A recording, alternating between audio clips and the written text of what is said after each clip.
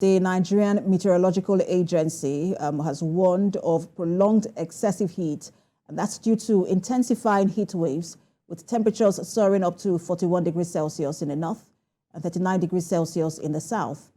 They announced this on their official X page, where they stated the implications of the weather and advised the public on how to manage the situation. They asked the public to take action, emphasizing the importance of implementing solutions like adequate fluid intake, enhancing green spaces, utilizing cool roofs, avoiding strenuous physical activity during peak heat hours, staying indoors as much as possible between 12 noon and 4 p.m. evening time, and setting up cooling centers to mitigate the urban heat island effect. This is crucial to raise awareness and implement heat emergency response plans to safeguard vulnerable communities from the impacts of extreme heat. And for more on this, I am being joined on the news by Director, Weather Forecasting Services, Nigerian Meteorological Agency, Professor Vincent Welly. Good to have you join us.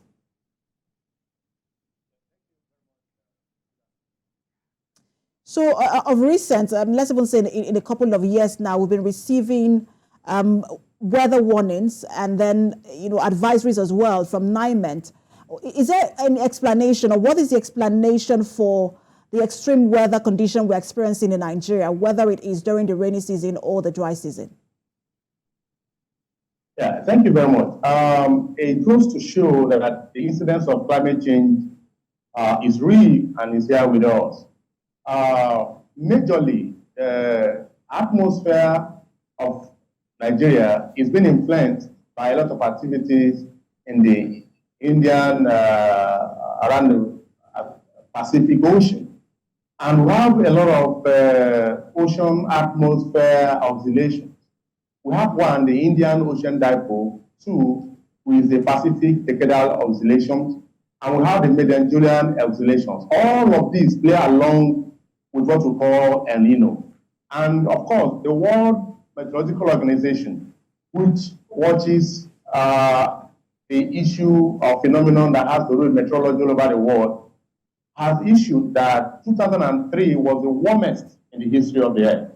And so it goes to show that the year 2023 is an El Nino year. And as we speak, El Nino, in fact, is a condition that increases the temperature of sea surface around, Peru in Southern America.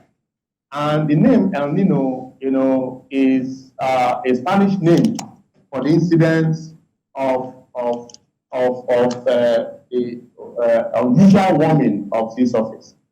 And this unusual warming has a lot of teleconnections that affect, the weather and the atmosphere of the globe.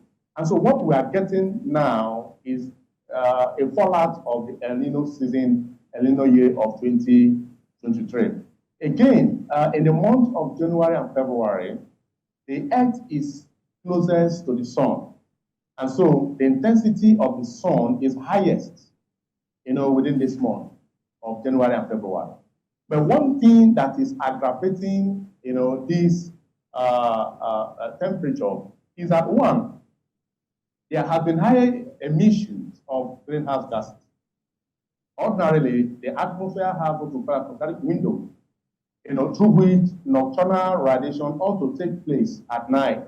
Because when the rays are received in the daytime, at night, they ought to go back to space. But we have produced a lot of carbon dioxide, a lot of methane, nitrous oxide, all of them collectively referred to as greenhouse gas. And what these gases do is that they trap the heat that ought to live at night and send them back to Earth as, we call it as counter radiation. And so this is being trapped as we talk. And the concentration of these greenhouse gases is increasing, arising from the use absolutely, of and we can all, Prof, we can all feel the impact of what you have just described. Everyone is going through it at the moment, the extreme heat. But how do you advise, especially for those who work in very strenuous and environments? What sort of heat response mechanism can employers put in place for such people? One, for now, we want to discourage those strenuous jobs. someone wants to ask me how I'm going to feed and how they're going to take care of their family. But for now, between the hours of 12, 1, 2, 3, people should leave working under the sun. And if you must work under the sun, you must be hydrated regularly. So if you watch within these few days, our desire for water has increased.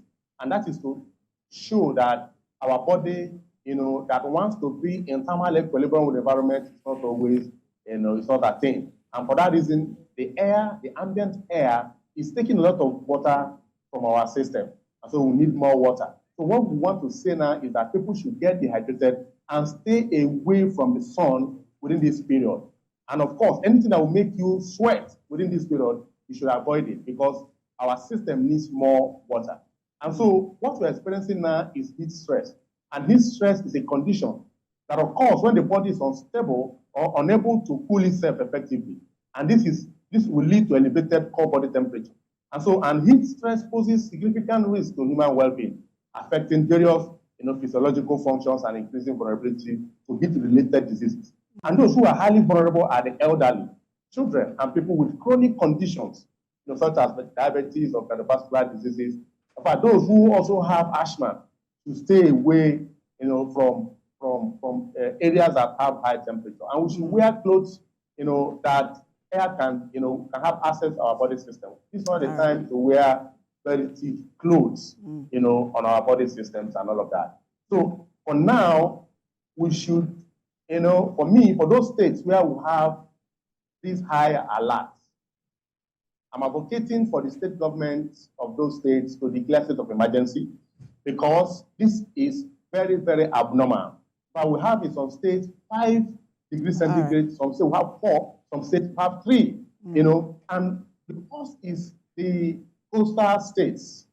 Because humidity is very high in the coastal states, and this heat is there. So what? Absolutely, and I'm sure that, apologies, Prof, I have to butt in. But I'm sure that, you continue to engage with the state governments, one-on-one, just so they understand the importance and how critical this information is. Thank you so much for talking to us. Director, Weather Forecasting Services, Nigerian Meteorological Agency, Professor Vincent Willie. Thank you very much for having me.